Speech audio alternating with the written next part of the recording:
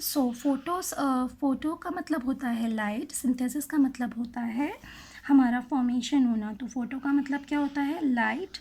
और कीमो का मतलब क्या होता है? केमिकल। और सिंथेसाइज का मतलब आपको पता है कि फॉर्मेशन करना, किसी चीज़ को बनाना। तो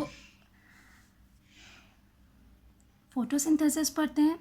ऐसा process, the process by which green plants form food in the presence और by using of sunlight.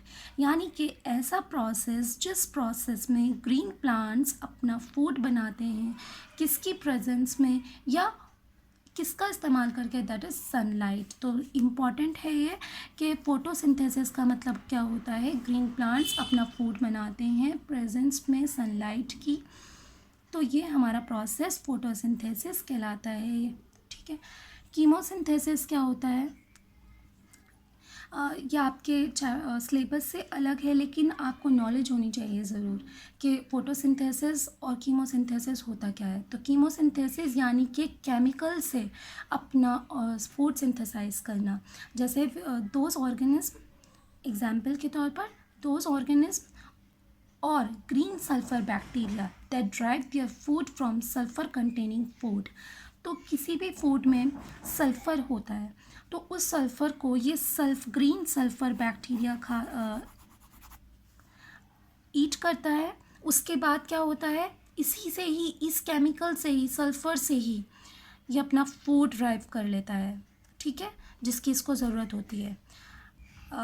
Biology की क्लास है, लेकिन आपको ये पता होना चाहिए कि सल्फ़र का एटॉमिक नंबर क्या होता है और सल्फ़र किन किन फूड्स में पाया जाता है। तो मैं आपको बता देती हूँ, सल्फ़र का एटॉमिक नंबर होता है 16, ठीक है। और इसके अंदर हमें कौन कौन से फूड्स में पाया जाता है?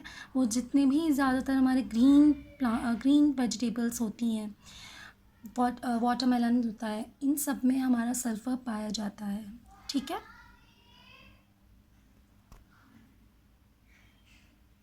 सो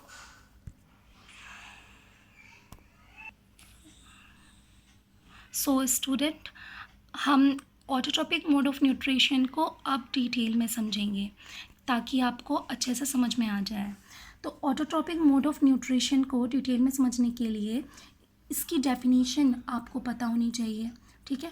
तो मैं रीड करती हूँ, देन आपको समझाती हूँ। सो ऑटोट्रॉपिक मोड ऑफ न्यूट्रिशन, जिसे हम फोटोसिंथेसिस कहते हैं, क्योंकि आपके सिलेबस में है फोटोसिंथेसिस भी है, कीमोसिंथेसिस भी है, बट जो आपके सिलेबस में है दैट इज़ फोटोसिंथेसिस, ठीक है।